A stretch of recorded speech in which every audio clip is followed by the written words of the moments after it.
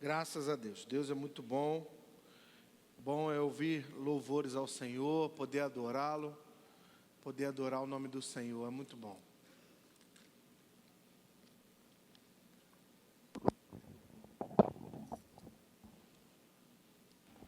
Tem alguns irmãos saindo, a gente vai esperar o pessoal se acomodar aí. Graças a Deus. Nessa noite eu queria trazer uma palavra de ânimo ao seu coração, mas também uma palavra de reflexão. Uma palavra de esperança, mas também uma palavra para nos levar a pensar nas nossas atitudes. Pensar em como estamos levando a nossa vida. Então eu queria conversar com você um pouquinho sobre Gênesis capítulo 4. É um texto já bastante conhecido, não é nenhuma novidade. Com certeza você já ouviu muitos sermões sobre isso, mas eu creio que Deus tem algo a nos dizer. E enquanto você está abrindo a sua Bíblia aí, se ajeitando, o povo está se acomodando, eu avisei hoje de manhã que eu vou tirar aí 15 dias de descanso, graças a Deus. O pastor vai tirar 15 dias de férias, para a glória do Senhor. Que bom que de manhã eu ouvi A e de noite A de novo. Que bom, fui aprovado, pastor.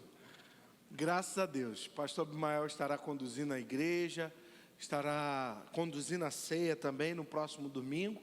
Próximo domingo é dia de ceia do Senhor, no culto da manhã, a congregação junta para ceiar. O pastor Abimael estará conduzindo aí esse momento de ceia, levando a igreja a esse momento de comunhão.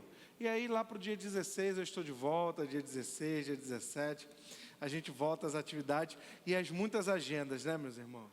Turma aí que trabalha no dia a dia, sabe que a demanda é alta, mas a gente precisa dar uma desacelerada, olhar um pouquinho para a família, prestar atenção um pouco na casa, e é importante o tempo de descanso. Graças a Deus. Gênesis capítulo 4, versículo 1, diz assim o texto da palavra do Senhor.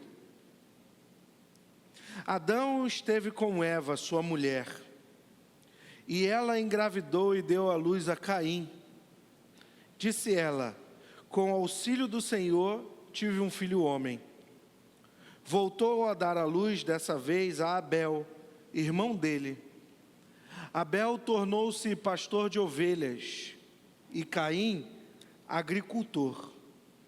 Passando algum tempo, Caim trouxe do fruto da terra uma oferta ao Senhor. Abel, por sua vez, trouxe as partes gordas das primeiras crias do seu rebanho. O Senhor aceitou com agrado Abel e sua oferta, mas não aceitou Caim e sua oferta. Por isso Caim se enfureceu e o seu rosto se transtornou. O Senhor disse a Caim: por que você está furioso? Por que se transtornou o seu rosto? Se você não fizer bem, não será aceito? Mas se não o fizer, saiba que o pecado ameaça a porta. Ele deseja conquistá-lo, mas você deve dominá-lo. Disse, porém, Caim a seu irmão Abel: vamos para o campo. Quando estavam lá, Caim atacou o seu irmão Abel e o matou. Então o Senhor perguntou a Caim: onde está o seu irmão Abel? E Caim fez a resposta mais abusada de toda a Bíblia: não sei, sou eu o responsável por meu irmão? Disse o Senhor: o que você fez? Escute, da terra o sangue do seu irmão está clamando. Agora amaldiçoado você é na terra, que abriu a boca para receber da sua mão sangue do seu irmão. Quando você cultivar a terra, essa não lhe dará mais a sua força. Você será um fugitivo e errante pelo mundo. Amém? Vamos orar. Senhor, nós cremos que estamos diante da Tua palavra. Fala-nos pela Tua palavra. Estamos disponíveis a ouvir a Tua voz. Oramos gratos por ela no nome de Jesus. Amém. Esse é um texto bastante conhecido, com certeza vocês já ouviram alguns sermões em cima dessa palavra, mas eu queria dividir uma porção da palavra do Senhor sobre o título A Semente de Caim. Hoje, a grosso modo, se popularizou falar de lei de semeadura, de semente, mas eu quero falar sobre isso, e acredito que existe essa lei, mas vou falar ela numa outra perspectiva nessa noite, e trazer ao meu e ao seu coração uma mensagem de esperança, mas de reflexão. A proposta é a gente pensar sobre como temos levado a nossa vida. O texto diz que após a humanidade, Adão e Eva, ter saído do jardim do Éden, eles tiveram relações íntimas e Eva teve 2 filhos iniciais. O primeiro se chamou Caim e o segundo Abel. Quando ambos foram viver a sua vida adulta e trabalhar, Caim escolheu ser agricultor da terra. Caim era a espécie daqueles que ficam estabilizados num local, não é nômade, mas ele trabalha a terra, fica ali parado com a sua fazenda. Enquanto Abel escolheu ser um pastor de gado, pastor de ovelhas, e ele também é a imagem daquele que anda, daquele que procura coisas novas, daquele que se dá a oportunidade de viver coisas diferentes. E o texto diz que certa vez, ambos foram prestar um culto a Deus. Ambos foram entregar a Deus o seu louvor e a sua adoração.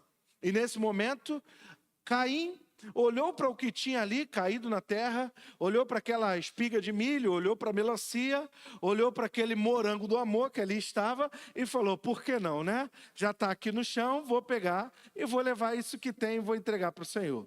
Enquanto isso, Abel falou, bem, eu vou fazer aquele churrasquinho preparado. A Bíblia diz que ambos entregaram o seu culto, o seu holocausto, a sua oferta a Deus, mas Deus rejeitou Caim e aceitou Abel. Então nós temos algumas lições que eu queria dividir com você, e a primeira coisa que eu quero aprender nesse texto contigo nessa noite é que a forma em que nós adoramos é o modo em que nós vivemos e o modo como nós enxergamos a Deus. O modo como nós adoramos, o modo como nós prestamos o nosso culto, fala como nós vivemos e como nós enxergamos a Deus. Abel, o texto diz para mim e para você que Abel era pastor de ovelhas e por sua vez ele trouxe as partes gordas das primeiras crias. Esses dias eu estava vendo alguns vídeos e eu estou com a mania agora, acho que até para distrair a cabeça de vez em quando, pastor Abimael, de assistir vídeos de churrasqueiros. Glória a Deus. Vídeo de açougue, de churrasqueiro cortando a carne, graças a Deus. E aí eu descobri que a carne mais suculenta e macia é a carne do boi quando ele ainda está bem jovem, naquilo que eles chamam da adolescência do boi. Nesse momento é que eles fazem o abate, por quê? Porque a carne está macia, suculenta e aí serve para ser vendida. O único problema é que ainda ela não fica gordurosa ou não pega sabor suficiente. Mas quanto mais jovem, mais macia fica essa carne. E é interessante que o texto diz que Abel já sabia de alguma maneira disso e ele pega aquele animal jovem das primeiras crias, prepara a gordura e entrega para Deus. Enquanto isso, Caim, ele pega do que tem ali na terra, do que está caído no chão, junta e entrega para Deus. A forma como nós prestamos culto a Deus fala da forma como nós enxergamos Deus e fala da forma como nós vivemos. O Abel, ele está com a característica de alguém que cuida da sua fazenda, cuida do seu gado, cuida das suas ovelhas. O Caim, ele pega mais do mesmo. Ele pega aquilo que está do caminho. E quantas vezes, irmãos, não tratamos as coisas da nossa vida dessa forma? Quantas vezes o trabalho de nossas mãos não são como o trabalho de Caim? A gente só vai fazendo mais do mesmo ou fazendo aquilo que está ali no caminho. Quantas vezes, por causa do cansaço da vida, por causa da agenda muito ocupada, a gente começa a se tornar medíocre. E o que é o medíocre? O mediano. Aquele que começa a entregar, a dedicar só o que já tem no chão. Eu fui criado e tive a oportunidade de ser criado numa casa que tinha um quintal, já falei isso para vocês, tinha um abacateiro e uma mangueira. E às vezes, quando a gente via a manga cair no chão, a manga estava toda furadinha. E uma vez, quando eu era criança, eu perguntei para minha mãe, mãe, O que é isso? É rato? É gambá? A gente sempre pensa que é alguma coisa assim, né? Minha mãe, não. Isso é o passarinho, que ele vê quando o fruto está maduro e ele vai lá e aproveita. E depois aquele fruto cai e fica ali no chão. É esse o tipo de fruto que Caim deve ter levado para Deus. Era aquilo que estava na terra e no chão. E nós estamos logo aprendendo duas lições. Como é que estamos levando a nossa vida? Como é que estamos tratando os nossos negócios? Tem gente que é organizado. Tem gente que tem hora para acordar, hora para dormir. Tem gente que tem hora para entrar no trabalho, hora para sair. E tem gente que trabalha e vive a vida de qualquer maneira. E depois vai falar que é Deus, que é o diabo que está perseguindo. Quando perde o emprego, é o inimigo que está furioso. Mas trata as coisas da vida de qualquer maneira como Caim. Enquanto isso, Abel, ele cuidava, ele separava. Fala para mim a verdade. Você gostaria de ir na casa de alguém, almoçar, onde a pessoa te atendesse como Caim? Juntasse o que tem lá no armário, fizesse um juntado, aquele mexidão, e colocasse no teu prato e falasse assim, ó, isso aí foi o que eu achei. Ou você preferiria ir na casa de Abel, onde a pessoa prepara o almoço, prepara a comida, aquela costela gostosa, oh, glória a Deus por isso, e separa tudo para entregar o melhor. A forma como nós enxergamos a nossa adoração diz muito sobre a forma como nós estamos lidando com a nossa própria vida. E a segunda coisa, a forma como nós adoramos a Deus fala muito sobre o nosso caráter. O Caim, ele estava tão acostumado a fazer as coisas de qualquer maneira que ele também entregou para Deus qualquer coisa. A gente precisa refletir nessa noite. O que é que nós estamos entregando para Deus? E aí alguém pode dizer assim, mas entregar para Deus é dinheiro? Não, entregar para Deus é vida. É entregar tudo que temos e que somos. E o que nós estamos entregando para Deus? Porque se nós vivemos de um modo medíocre, possivelmente o nosso culto de louvor e adoração a Deus é medíocre também. E aí eu não estou falando sobre você ter um perfume para passar ou uma roupa nova para vir domingo à noite na igreja. Eu estou falando da forma como você trata o seu coração. E nós estamos vivendo num frenesi, nós estamos vivendo numa aceleração tão grande que a gente não tem tempo para nada, que a gente está meio no embrulha e manda, não é assim? E quem aqui nunca pediu um lanche no iFood que veio tudo de qualquer maneira, né, irmãos? Eu já disse com a Eri, a pior coisa que se tem para mexer e para estragar, Maicon, é a comida. Ou coisa frustrante, não é verdade? Quando você está cheio de fome, você pede aquele lanche e aquilo vem frio, não é verdade? Aquilo vem de qualquer maneira. Hoje, na hora do almoço, a Eri fez aquele almoço abençoado, irmãos. E aí eu quis recompensar minha esposa. Homens que estão aqui, aprendam isso nessa noite. Eu quis recompensar minha esposa e pedir 2 copos. Qual o nome? Copo da felicidade. Para ela, para recompensar ela. Com morango. Brownie. Para ela.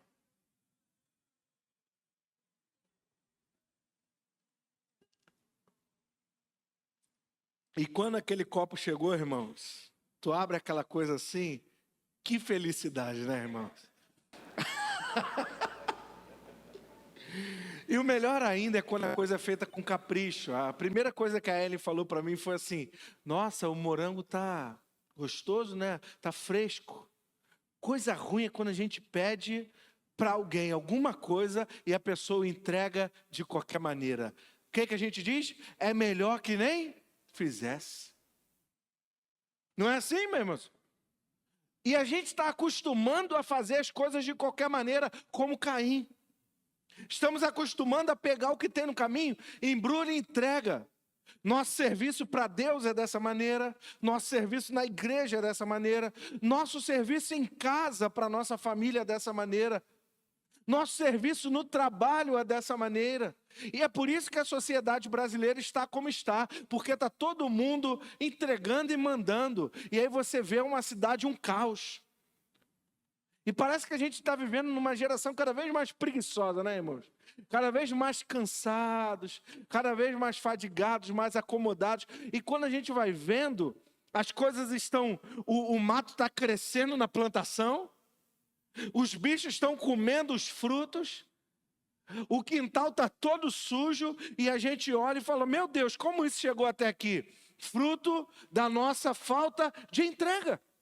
Enquanto isso, Abel está se esforçando, está pastoreando, está cuidando. E aí, na hora de oferecer a Deus, Deus aceita Abel e não aceita Caim. E o que acontece com Caim? Fica chateado.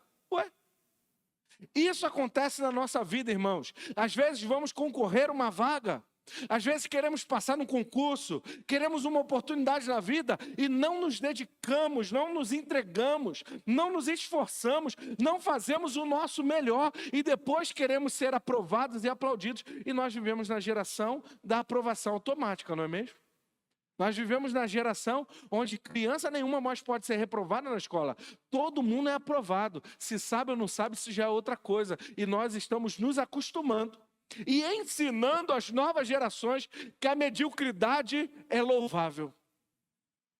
Que ser medíocre é ser louvável. E aqui, irmãos, obviamente, eu não estou falando para você que você tem que viver numa loucura de querer ser o melhor que todo mundo. Eu só estou dizendo que a forma como você cuida das suas coisas fala sobre o meu e o seu caráter, e a forma como nós adoramos a Deus fala como nós enxergamos a esse Deus. Porque se o nosso culto é o culto de Caim, significa que nós pensamos que para Deus serve qualquer coisa. Significa que nós pensamos, bem, Deus vai aceitar, isso aqui tá bom, né? Tá mordido aqui de bicho, tá meio sujo, a gente dá uma limpada aqui na terra e manda ver. Enquanto isso, o Abel, ele sabia em quem ele estava adorando. Oh, aleluias! Oh, glórias a Deus. Abel sabia, domingo é dia de cultuar o Senhor. Domingo eu vou para o culto, eu vou ouvir uma palavra. Eu vou ter comunhão com os meus irmãos.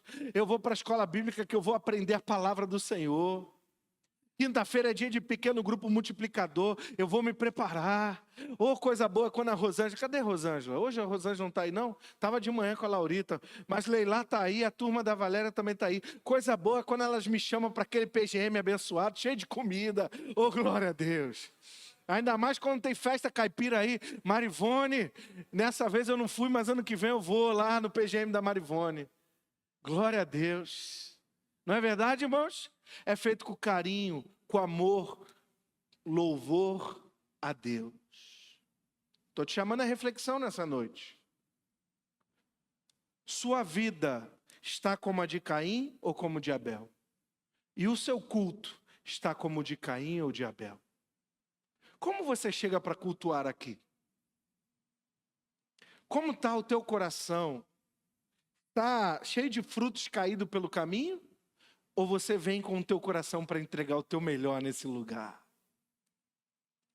E o seu melhor não é sobre você ficar em pé ou sentado, levantar ou não mãos. Isso é personalidade, é jeito, é de cada um.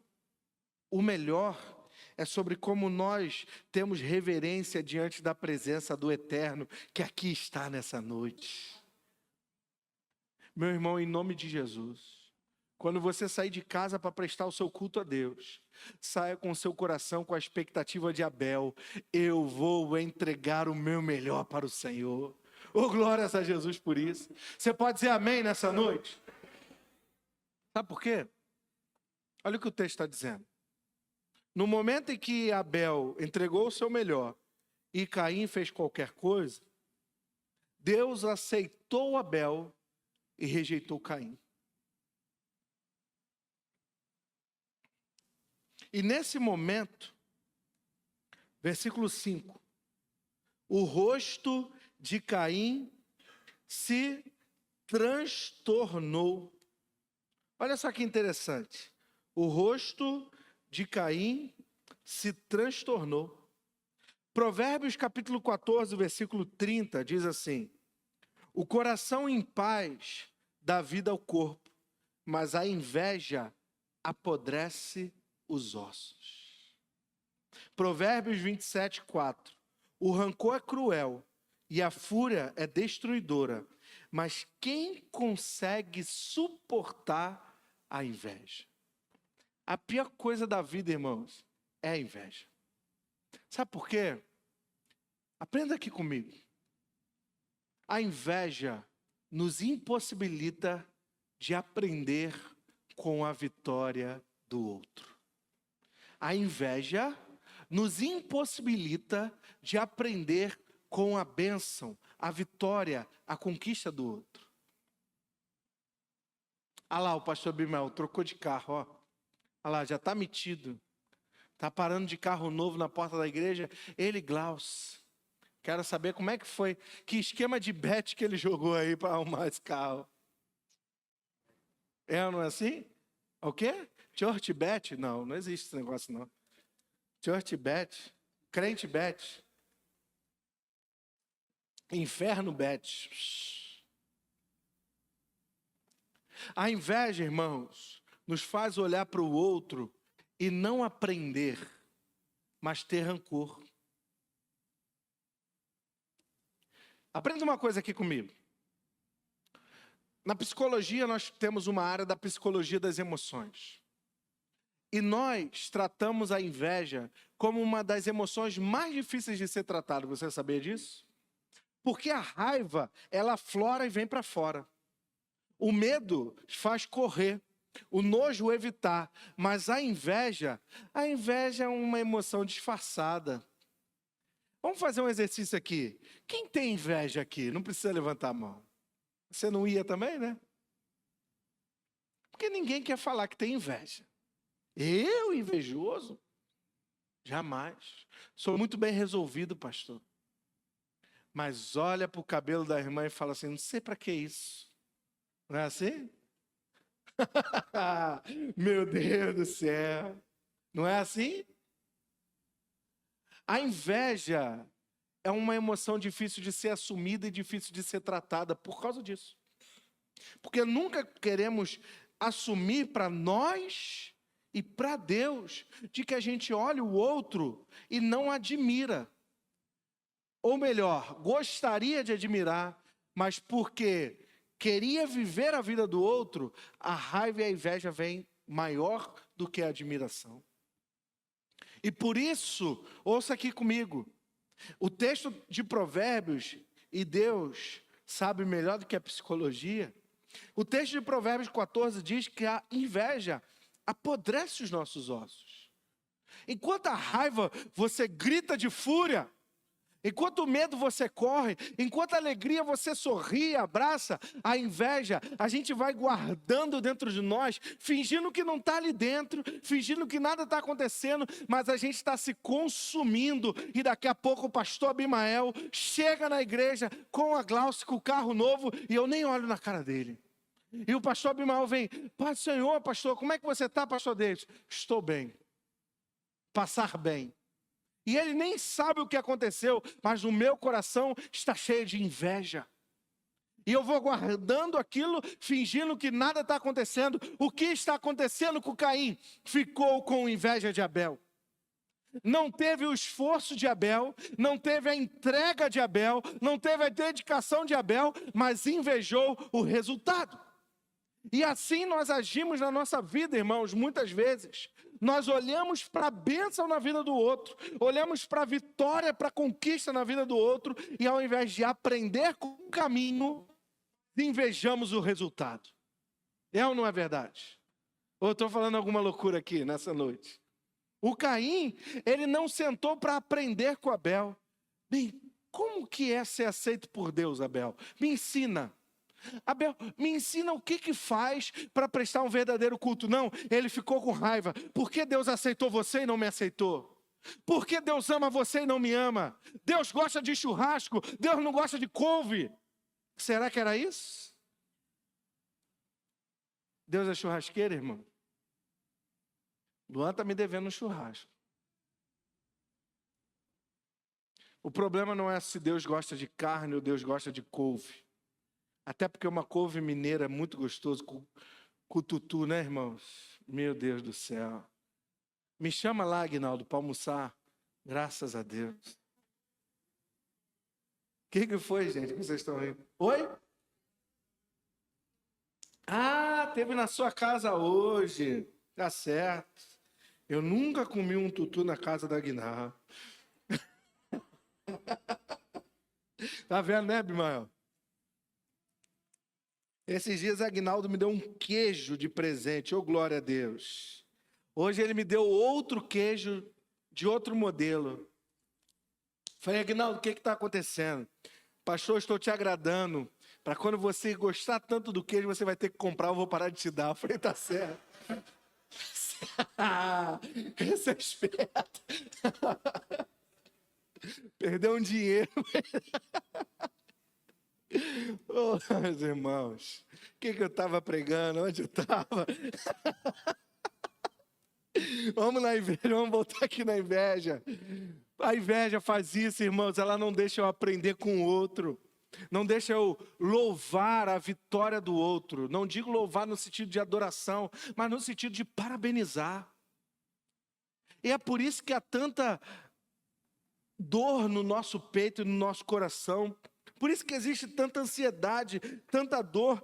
Olha o que o texto está dizendo. O rancor é cruel e a fúria é destruidora. Mas quem pode suportar a inveja? O Caim, ele estava morrendo de inveja do Abel. E qual foi o resultado da inveja de Caim? O primeiro assassinato da Bíblia. A inveja pode levar à destruição entre irmãos e pessoas queridas. A inveja pode levar à destruição entre irmãos e pessoas queridas. E olha só que interessante.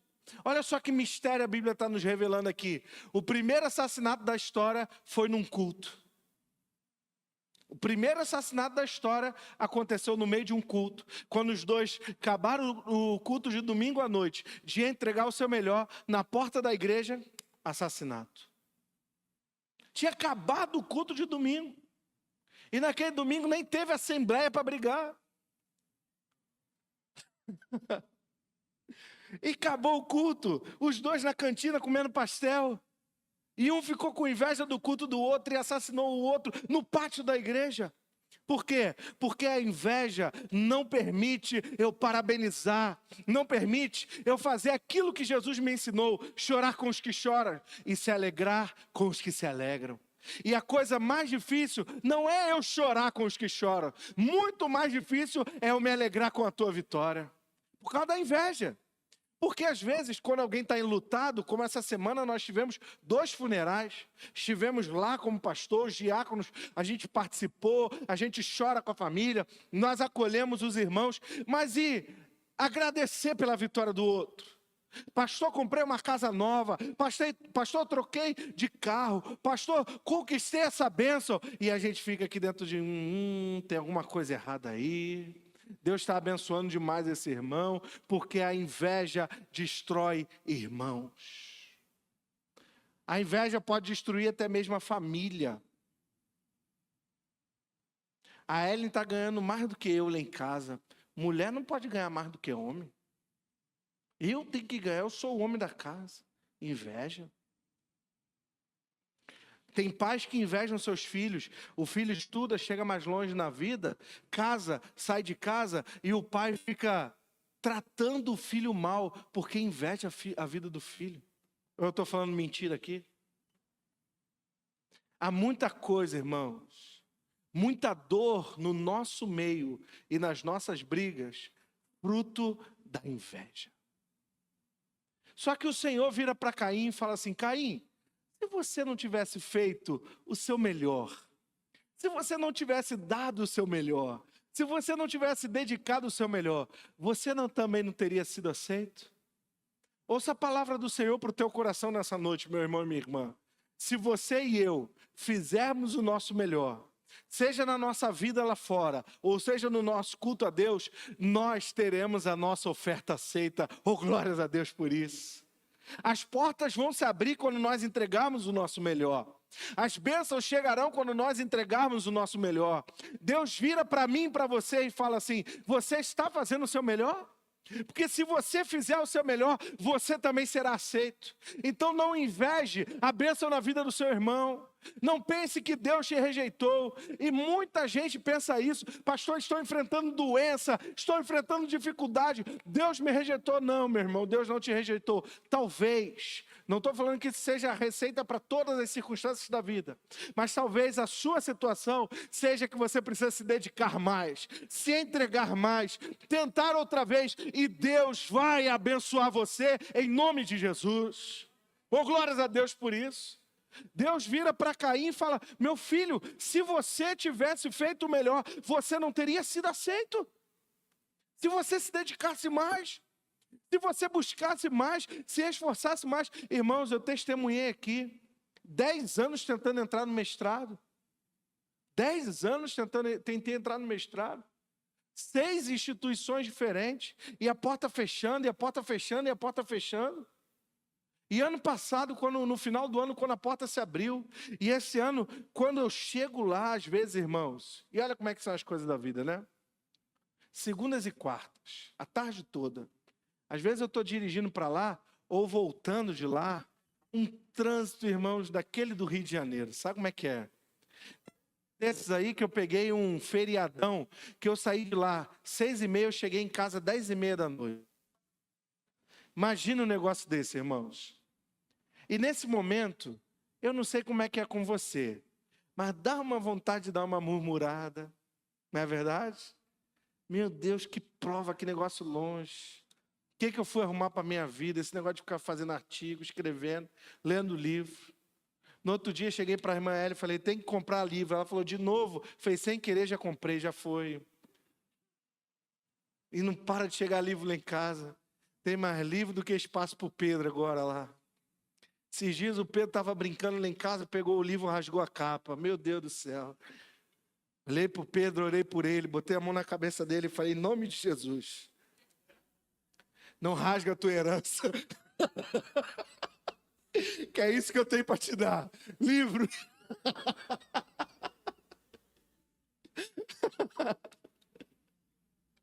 Meu Deus do céu, e dá vontade de murmurar, porque gasta dinheiro, e é tempo, e não sei o quê.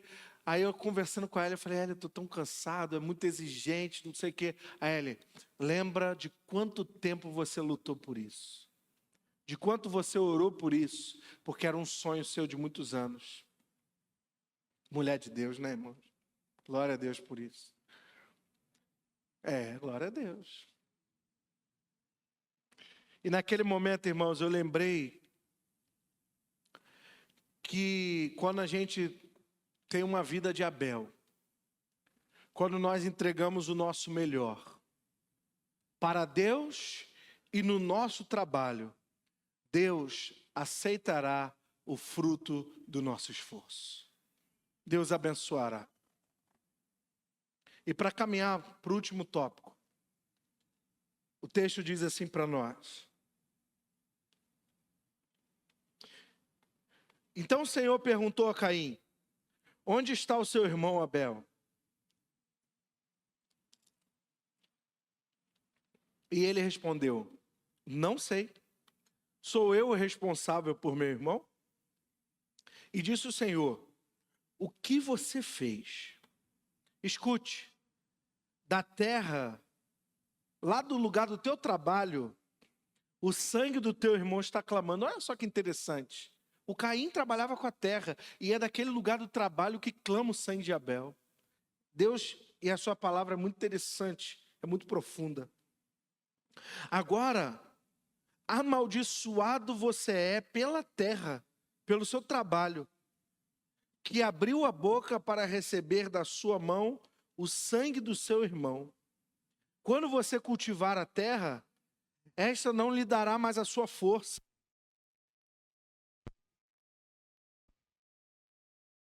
Sobre Caim um sinal, para que ninguém viesse a encontrar e matá-lo. Assim, Caim se afastou da presença do Senhor e foi viver em uma terra a leste do Éden. Olha o que o texto está nos dizendo, e aqui eu termino com esse último tópico. É assim mesmo, irmãos, às vezes acontece alguma coisa técnica aí, é assim mesmo. Quando Caim vê tudo que ele praticou. Presta sua atenção, já estou terminando. Quando Caim viu tudo que ele praticou, a oferta feita de qualquer forma, uma vida trabalhada de qualquer maneira, que levou à inveja e à destruição do relacionamento com seu irmão, ele caiu em si. E ele falou: meu Deus, eu agora serei destruído no mundo. Só que o texto diz que Deus, de alguma maneira ali no contexto, entrega a Caim uma outra chance. Caim, você não vai ser morto. O que Deus está falando para ele? Você vai ter consequências do seu erro, mas você não vai ser destruído. Olha aqui para mim que eu já estou terminando. Viver uma vida de qualquer maneira, não entregar o nosso melhor, tem consequências. E as consequências são ruins. Não podemos pensar que a gente vai levar a coisa de qualquer jeito e nós seremos aplaudidos. Não podemos pensar que podemos entregar tudo de qualquer maneira para Deus e Deus vai aceitar. Não. Consequências ruins tem das nossas escolhas ruins, é verdade. Mas ainda assim, quando Caim pensou que ele iria morrer, que ele seria destruído na terra, que ele não teria chance de reconstruir, Deus falou assim: não, ninguém vai matar você, ninguém vai destruir a sua vida, a consequência do seu erro vai te perseguir, mas você terá outras chances, você vai ter outras oportunidades. Sabe o que Deus está fazendo comigo e com você aqui nessa noite, irmãos? Deus está nos dando outras oportunidades. Eu e você chegamos aqui nessa noite com as nossas consequências de como trabalhamos, bem ou mal. Chegamos aqui com o nosso coração ou de Abel ou de Caim. E as consequências chegaram para a nossa vida. E talvez alguém possa estar dizendo assim: pastor, a minha vida está uma bagunça como Caim. Pastor, as consequências lá em casa tão difíceis, eu não consigo um emprego, ou eu só vivo brigando com meu marido, ou a minha esposa, ou o meu filho, eu não sei como estão as consequências das suas escolhas. Mas uma coisa eu sei: Deus dá uma nova chance para todas nós. Até Caim, que pensou que seria destruído, teve uma chance de reconstruir. E eu te disse que a palavra de hoje seria de esperança e de reflexão, porque eu quero que você saia daqui nessa noite reconstruindo a sua história, fazendo novas escolhas, repensando o trabalho de suas mãos, repensando como você está lidando com aquilo que Deus confiou a você.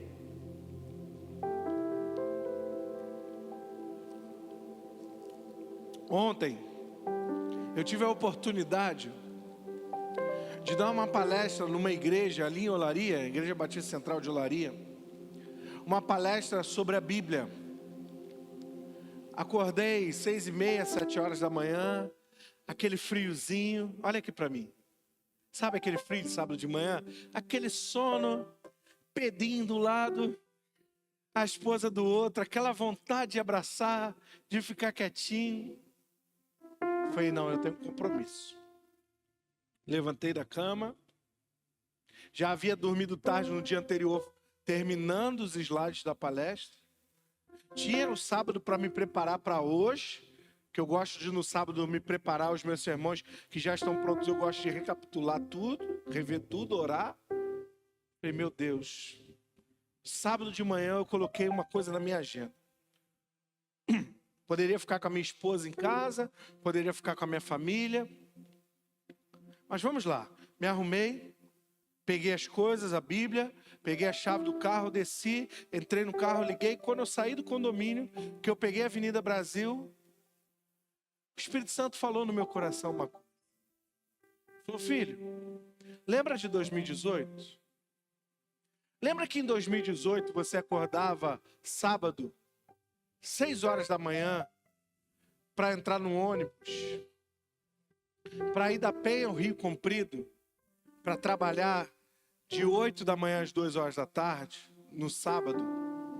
E lembra que você orava, falando assim: Senhor, eu gostaria tanto que os meus sábados fossem pregando o Evangelho. Eu gostaria tanto que no sábado eu acordasse de manhã para sair para ensinar o Evangelho.